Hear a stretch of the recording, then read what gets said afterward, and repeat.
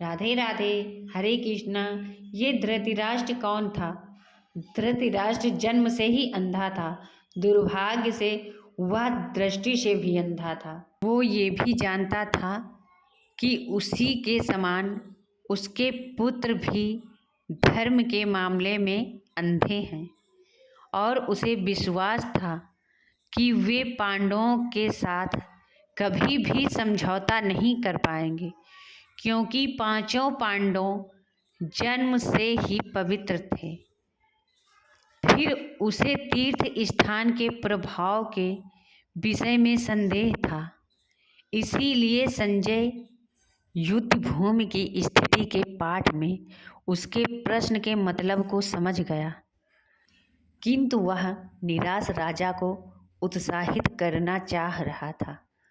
उसने उसे विश्वास दिलाया कि उसके पुत्र पवित्र स्थान के प्रभाव में आकर किसी प्रकार का समझौता करने नहीं जा रहे। उसने राजा को बताया कि उसका पुत्र दुर्योधन पांडवों की सेना को देखकर तुरंत अपने सेनापति द्रोणाचार्य को वास्तव में अपनी स्थिति ज्ञात कराई। यदि दुर्योधन को राजा कहकर सम्मानित किया गया है तो उसकी स्थिति की गंभीरता के कारण उसे सेनापति के पास जाना पड़ा।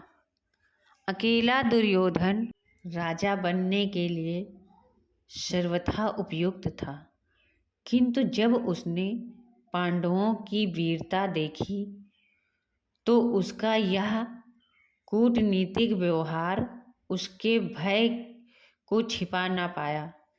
परम राजनीतिक दुर्योधन महान ब्राह्मण सेनापति द्रोणाचार्य के दोषों को अनगिनत करना चाहा। अर्जुन की पत्नी द्रौपदी के पिता राजा द्रुपद के साथ द्रोणाचार्य का कुछ राजनीतिक झगड़ा था।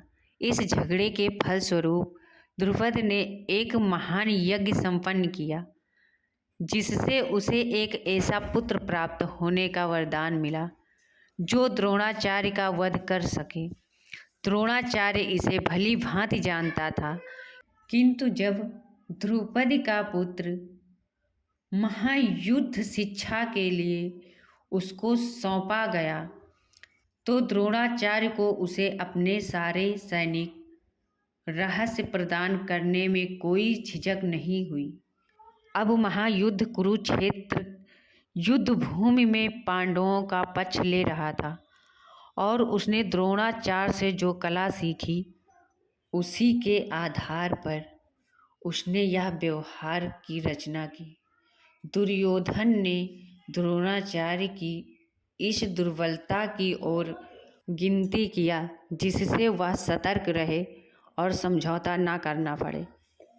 इसके द्वारा वह द्रोणाचार्य को यह भी बताना चाह रहा था कि कहीं वह अपने प्रिय शिष्य पांडवों के प्रति युद्ध में उदारता न दिखा बैठे। विशेष रूप से अर्जुन उसका अत्यंत प्रिय एवं तेजस्वी शिष्य था। दुर्योधन ने यह चेतावनी दी कि इस प्रकार की उदारता से युद्ध में हार भी हो सकती है। राधे राधे।